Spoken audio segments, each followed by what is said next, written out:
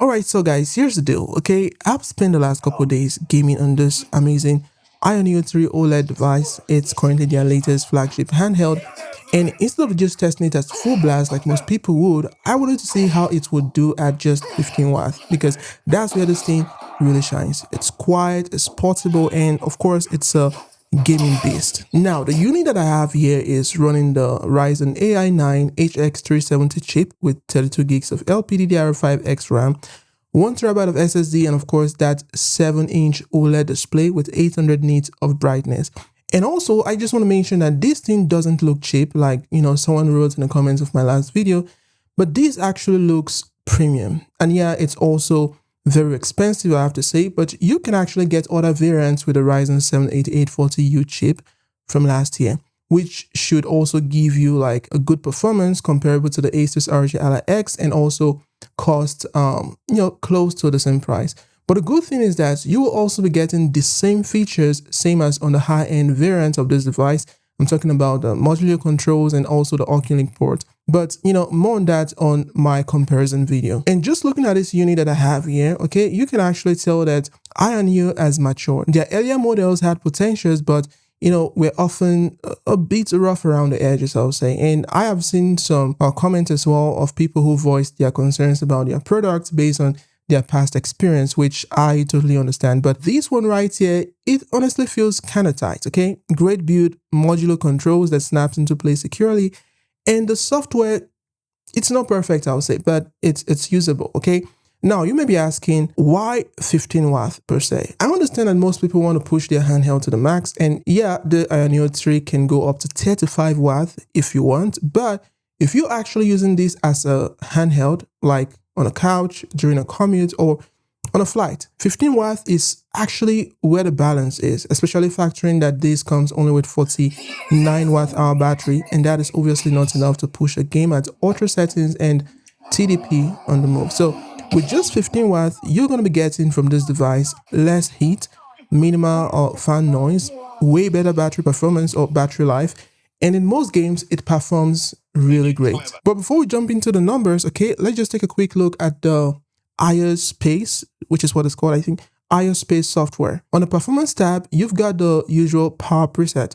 You have the power saver, balance, and extreme, with each set to different TDP levels by default. So for this test, I left the power on the power saver mode with 15 watts, like I said. There is also a smart TDP toggle, which also adjusts power depending on the game's demand, but I personally leave that off and, control it manually. The FPS limit is also set to unlimited so we can get the best frame rate, and I'm also using the default fan settings without any tweaks, okay? Also, just to mention, bypass charging is a nice touch if you're looking to game while you're plugged in, because that's going to really help you, keep the heat away from the battery, which will in turn improve the overall battery health of the device. All right, enough talk. Okay, let's get testing so I can show you guys how this thing actually performs. So the game we're going to be starting with is Black Myth Wukong. Of course, this is my favorite game. This game is actually a visual flex. Lighting, effects, animations, it's all high-end, okay? So at 720p low settings with frame generation on, I was actually getting about 89 FPS on average. It's not crispy, but it looks fantastic on this OLED display. You get rich blacks, vibrant lighting, and the fast response time also makes animations feel really smooth. At 720p medium, I was getting about 73 FPS, and at high setting, it dipped to 54 FPS, which is also still playable. At 900p low, we are around 83 FPS, which also looks great. And sometimes I tend to increase the super resolution in the settings of the game to, make everything look extra sharp. At medium, it drops down to 65 FPS on average, and at high setting, it goes down to 46 FPS. And next, I tried it at 1080p low settings. I was getting 70 FPS on average, still holding strong, and the fan stays nearly silent. At medium, it drops down to 54 FPS, and at high settings, it goes down to 45 FPS.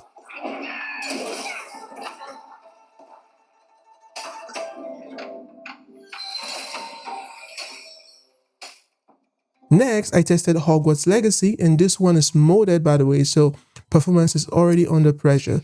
But even so, at 1080p native with a 720 render resolution, FSR on balance, no ray tracing and frame generation turned on, at low settings, I was getting around 77 FPS on average. At medium, I was getting 56 FPS, and at high, I was getting around 40 FPS on average. Also, I want you guys to keep in mind that we're doing all this test only at 15W TDP, and at low, it still looks really good. That OLED display does a lot of heavy lifting, and of course there are no stutters thanks to the onboard 32 gigs of RAM. It's way more than playable even at this wattage.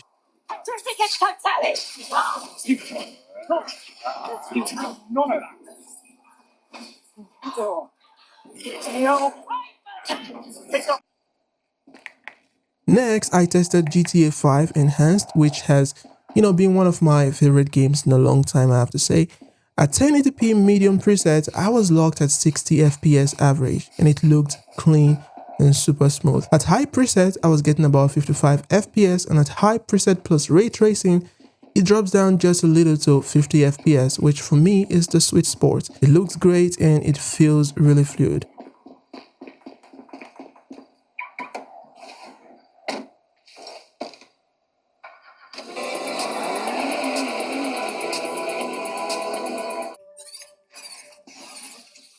Now, testing Assassin's Creed Shadows, and I can tell you guys that this one was a bit heavier to run at 15W TDP since you aren't able to turn off ray tracing.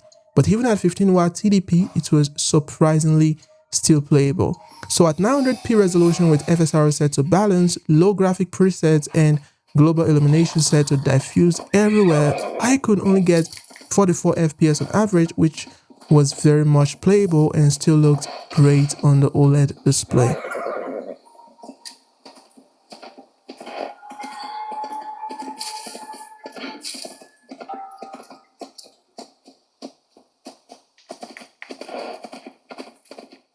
And finally, I decided to test Cyberpunk 2077, which is honestly a game that I don't personally play, but I see quite frequently on most performance tests. So I thought of including it on my list of tested games. I may not have nailed the settings accurately, but I did turn off ray tracing for a start and change the preset to low, which I guess would be ideal in this case. So on average, I was seeing 65 FPS, which from my perspective looks really good and playable, I would say.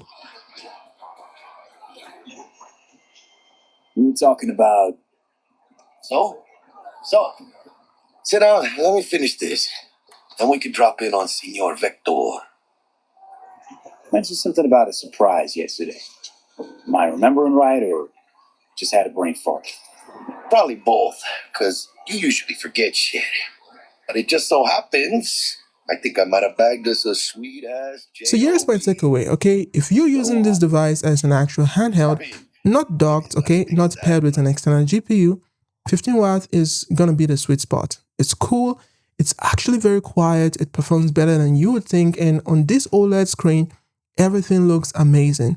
Like, games don't need to be running on auto setting to look good on this device. Would I recommend this device? Yeah, but with a few caveats, okay? First of all, the battery life is decent, around 1 hour 56 minutes to 2 hours for most games, depending on the settings, of course, which honestly is still acceptable, but I would say not groundbreaking. And again, the fans are really quiet, okay? The temp stays under control, hovering around 65 degrees at this wattage, and performance is quite consistent. Also, the modular controls are great. I've said this before. I use the Xbox layout for most of this, but the flexibility is a big win. So if you've been eyeing the AYANEO 3 OLED and you're wondering how it handles on that realistic portable use, like I just showed you guys, this is it. At 15W TDP, it's not just good, it's kind of awesome, okay? And I'll be testing more stuff soon. And by the way, if there is a specific game or maybe a setup that you want me to try, you can go ahead and drop the name of the game in the comment below, and I'll try to add it on my next game testing on this device. So that's it for now, guys. Thanks very much for watching, and of course, I will catch you guys in the next one. Peace.